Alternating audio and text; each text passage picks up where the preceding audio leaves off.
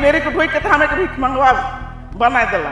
तबीयत खराब होने से हो तो बोलता है अपना पॉकेट से पैसा लेके दवाई खरीद के खाना पड़ता है। चाहे चार सुंदरी हो, मजदूरी कर रहे हैं 8 घंटा, तो उसको मजदूरी देने से ना उनका जीविका अच्छा चलेगा। वो चार सुंदरी से और सड़क बनाने से हम लोग कुछ फायदा तो नहीं हो रहा है ना। एक दिन का पेमेंट किसको खिलाएंगे? अभी हम 6 आदमी ने घर में।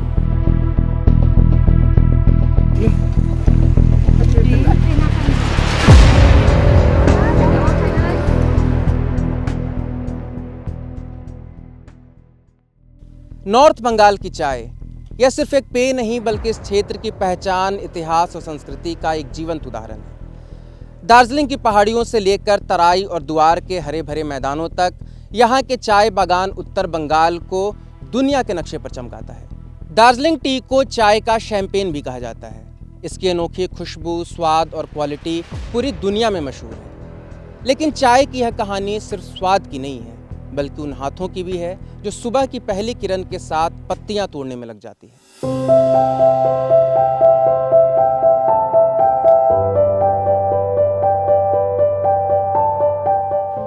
यह अलीपुरद्वार का दुमची पारा और गरगंडा टी गार्डन है। भूटान का गेटवे कहा जाने वाला अलीपुरद्वार की पहचान उसके चाय उत्पादन से ही है। पश्चिम बंगाल असम के बाद देश में दूसरा सबसे बड़ा चाय उत्पादक राज्य है। दार्जिलिंग हिल्स, तराई और द्वार क्षेत्र में चाय उद्योग को बैकबोन ऑफ द इकोनॉमी कहा जाता है। अब आप सोच रहे होंगे कि जिस कृषि उद्योग का इकोनॉमी में इतना बढ़िया कंट्रीब्यूशन है, उससे जुड़े निचले पायदान के लोगों की जिंदगी भी उतनी ही बेहतर होगी। तो ऐसा नहीं है।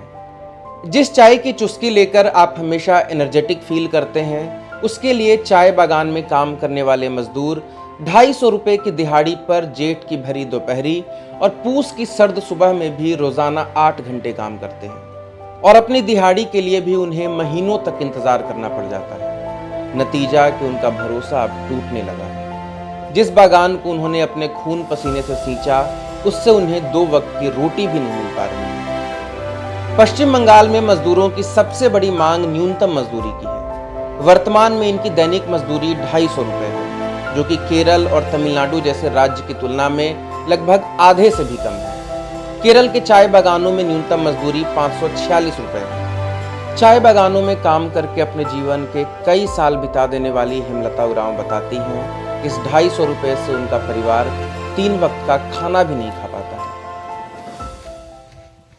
तो सबसे बड़ी चीज़ है हम लोग का जो लेबर चाय बागान में काम कर रहे हैं, जहाँ कहीं काम कर रहे, मजदूरी कर रहे हैं, उनको तो पेमेंट होना और देना चाहिए ना। जब मजदूरी कर रहे हैं 8 घंटा, तो उसको मजदूरी देने से ना उनका जीविका अच्छा चलेगा।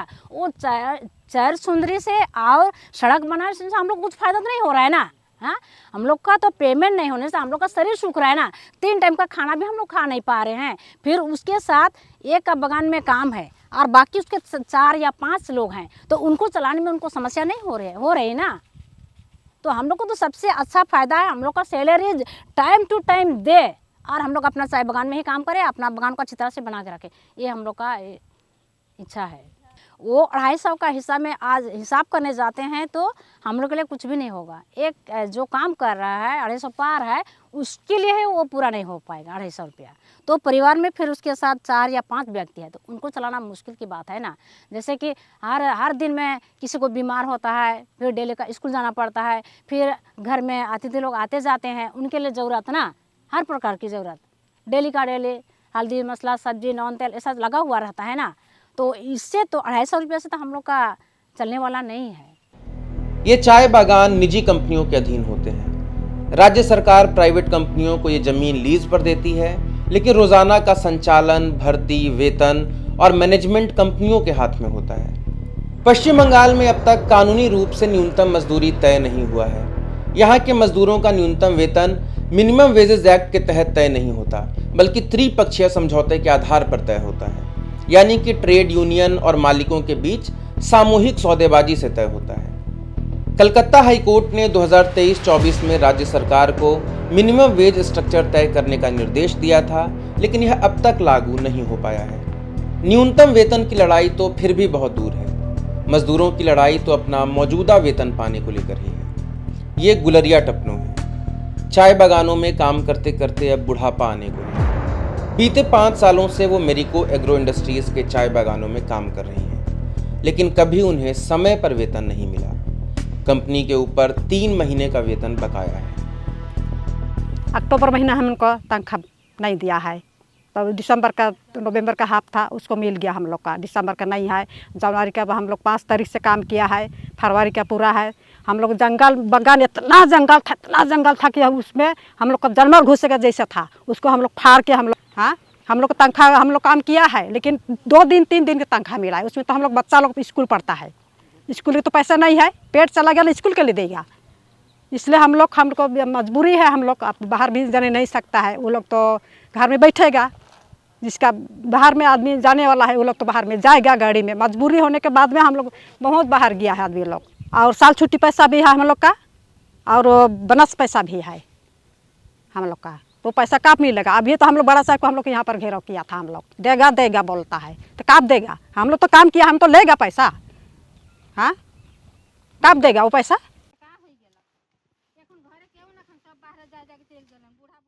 जब से मेरी गली है तब से दुख है, जब से मेरी गली है तब से।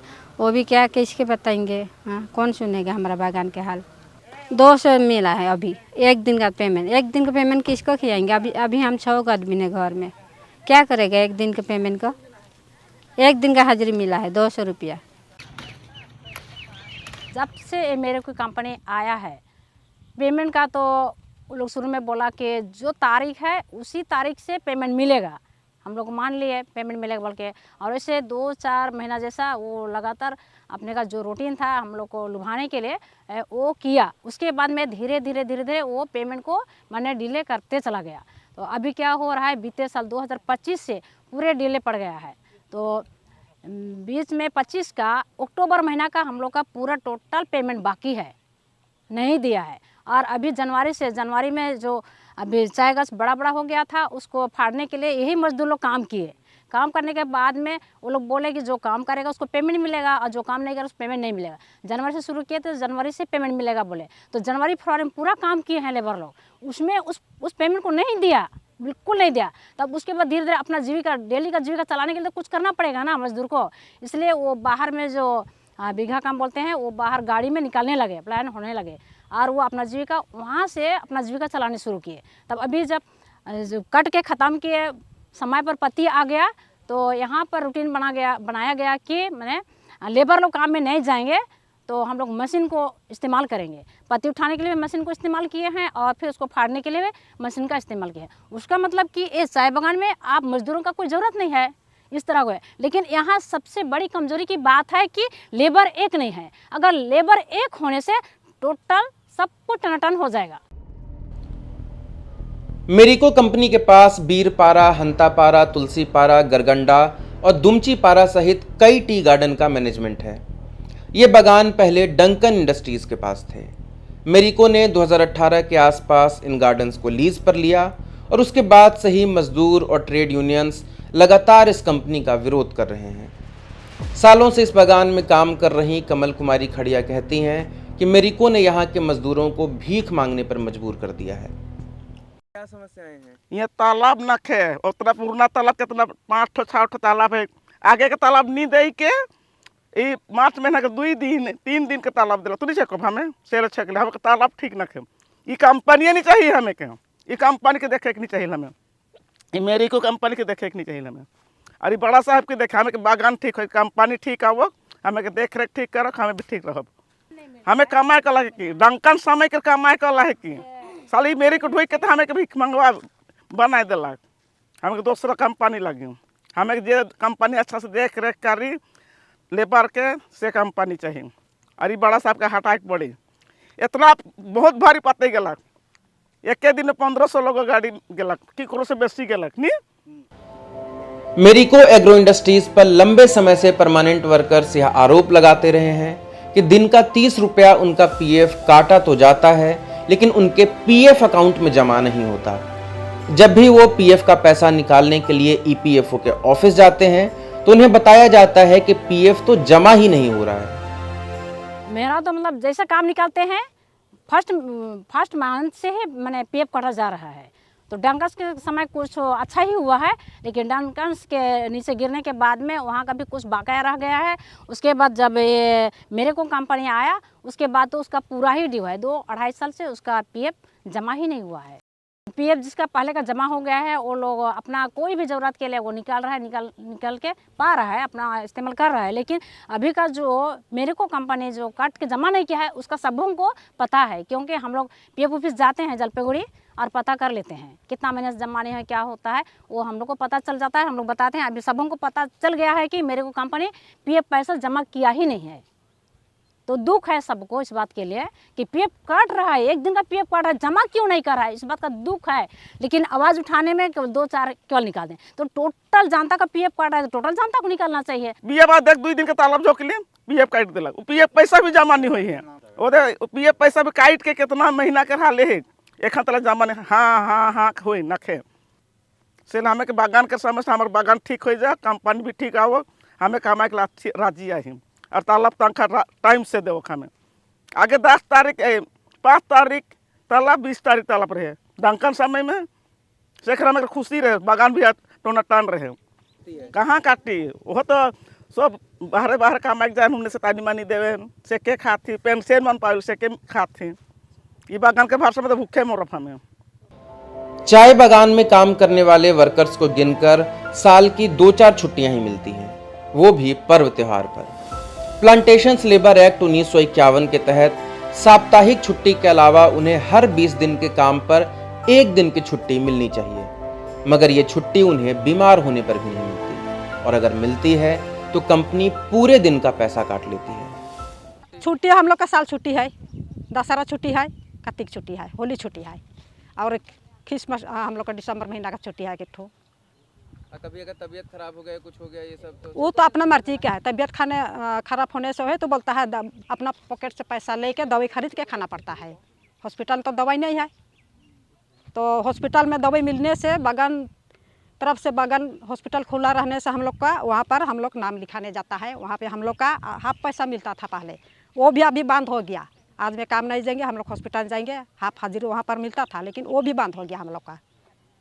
चाय बागानों में टारगेट पूरा न करने पर पेनाल्टी भी लगती है। 24 किलो है, 24 किलो अगर नहीं होता है किसी का तो उसमें पैसा कट जाएगा, वैसा नियम है। और 24 से ज़्यादा होता है तो उसको पर किलो 3 रुपये करके देंगे, ऐसा नियम बना है। लेकिन अभी वर्तमान में मुझको सुनने में आया कि अभी तो एवरेज का समय है, काट छाँट का समय नहीं है, लेकिन भी माने 24 किलो के बाद में जो पत्ती हुआ है उसको डबली में देंगे, ऐसा यहाँ चल रहा है हम लोग का बागान में। नहीं ऐसा हुआ है अभी। तो आपको लगता है कि 24 किलो का जो ये टारगेट देते हैं वो बहुत ज़्यादा अपने आप में मुश्किल है पूरा करना? हाँ मुश्किल है, पत्ती नहीं रहने से मुश्किल है, उसका उतना तक लाने के लिए बहुत मुश्किल है। और पत्ती रहने से तो उतना मुश्किल नहीं है, लेकिन और जिसका स्वास्थ्य खराब है, कमज़ोर है, उनके लिए तो असुविधा ही है। पश्चिम बंगाल सरकार के श्रम विभाग और चाय बोर्ड इनकी निगरानी करते हैं, लेकिन तमाम विरोध प्रदर्शन के बाद भी हालात कभी नहीं बदले। ये सुविधाएं तो फिर भी बहुत दूर हैं। मजदूरों को बूट, ग्लव्स और एप्रन जैसी चीज़ें भी खुद से खरीदनी पड़ती है। बीते दिनों पश्चिम बंगाल की मुख्यमंत्री ममता बनर्जी ने नक्सलबाड़ी में एक जनसभा किया था, जिसमें उन्होंने चाय बागान में काम करने वालों के लिए चाय सुंदरी बनाने का जिक्र किया था। यह एक हाउसिंग स्कीम है, लेकिन जिसे वो अपनी सफलता के रूप में गिनवा रही हैं, उसमें मजदूरों की कोई दिलचस्पी नहीं है। हर धर्म के लिए काम किया, चाहे हिंदू हो, चाहे मुस्लिम हो, चाहे सिख हो, चाहे ईसाई हो, चाहे राजवंशी हो, चाहे कुछ बिहारी हो, चाहे जलपाईगुड़ी हो, चाहे चाय बागान हो, चाहे चा सुंदरी हो, चाहे चा पट्टा हो, चाहे अर्बन पट्टा हो, चाहे रूरल पट्टा हो, चाहे उद्वास्तु पट्टा हो, मैंने सबके लिए किया। ये वही चाय सुंदरी है जिसका जिक्र ममता बनर्जी अक्सर अपने भाषणों में करती हैं, उसे अपने सफलताओं के रूप में गिनाती हैं। ये छोटे छोटे क्वार्टर्स हैं जो कि चाय बागान में काम करने वाले मज़दूरों के लिए बनाए गए हैं। कई सारे आपको चाय सुंदरी दिखेंगे, एक के पीछे एक, यहाँ पे करीब 100 ऐसे बनाए गए हैं। और जिस चीज़ को वो अपनी सफलता के रूप में गिनाती हैं, चाय बागान में काम करने वाले मज़दूर उसका विरोध करते हैं। वो इसको ज़्यादा पसंद नहीं करते, इसलिए ज़्यादातर क्या 90% आपको हमेशा खाली दिखेंगे। तो अभी जहाँ पे चाय बागान में काम करने वाले मज़दूर रहते हैं वहाँ पे उनको इतना स्पेस लगभग मिल जाता है, एक बड़ा सा एरिया मिल जाता है जिसमें वो अपना कुछ उपजा पाते हैं, या फिर यहाँ पे और भी चीज़ें, लकड़ियाँ और तमाम तरह की चीज़ें, मतलब एक प्रॉपर घर जैसा मामला होता है, घर होता है और सामने एक पूरा गार्डन, एक स्पेस होता है। लेकिन जब वो चाय सुंदरी में अगर वो शिफ्ट होते हैं तो फिर बस वही 1-2 कमरे रह जाएंगे उनके लिए। तो अब वो इस तरीके से खुद को रिस्ट्रिक्ट नहीं करना चाहते हैं और इस चीज़ को लेके कोई इसमें अभी तक शिफ्ट नहीं हुआ है। दीदी ये बताइए कि आप लोग क्यों इसमें शिफ्ट नहीं होना चाहती हैं, क्या वजह है यहाँ? यहाँ पर शिफ्ट ना होने का कारण है कि घर का जगह केवल है और बाकी अगल बगल बारी के लिए, आंगन के लिए, फिर जो हम लोग को जीविका चलाने के लिए चाय बागान का मजदूरी से नहीं चलता है, इसलिए हम लोग को गारू पालन करना पड़ता है, सुअर, बकरी, मुर्गी ऐसा पालन करना पड़ता है। उसके लिए तो जगह ही नहीं है, इसलिए वहाँ जाने के लिए हम लोग को असुविधा है और जाने का इच्छा भी नहीं है।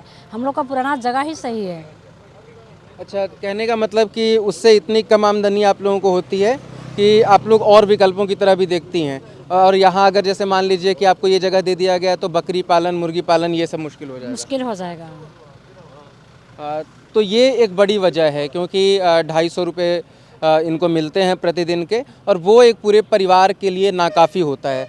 और ये जो पूरा स्पेस है उसमें आप देख रहे हैं कि एक बकरी है, या फिर अपने पेड़ पौधे ये लगाए रहते हैं, इसमें सब्जियां उगाते हैं, बहुत सारी चीज़ें ये कर पाते हैं इस स्पेस में, जो एक ऑप्शन ख़त्म हो जाता है। और ख़ासकर यहाँ पे जो मज़दूर ज़्यादातर काम करते हैं वो ट्राइबल्स हैं, और ट्राइबल्स का आप जानते हैं कि जल जंगल ज़मीन से वो कितने ज़्यादा जुड़े रहते हैं, और उनको जब आप एक छोटे से स्पेस में रिस्ट्रिक्ट करेंगे तो जाहिर तौर पे वो इस चीज़ को पसंद नहीं करेंगे। चाय की चुस्की दुनिया को देते हुए ये मजदूर खुद भूख और बदहाली से जूझ रहे हैं। 250 रुपये रोजाना, बिना समय पर वेतन, बिना पक्के मकान, ये चाय बागान मजदूरों का लंबा संघर्ष है। विकास के दावों के बीच इनकी आवाज अभी भी दबी हुई है। ये मजदूर सिर्फ चाय नहीं बल्कि एक पूरे उद्योग की रीढ़ है। टीएमसी ने पश्चिम बंगाल विधानसभा चुनाव के लिए अपने घोषणा पत्र में चाय बागान मजदूरों की दैनिक मजदूरी को 250 रुपये प्रतिदिन से बढ़ाकर 300 रुपये प्रतिदिन करने का वादा किया है। मगर सवाल कि क्या ये काफी है?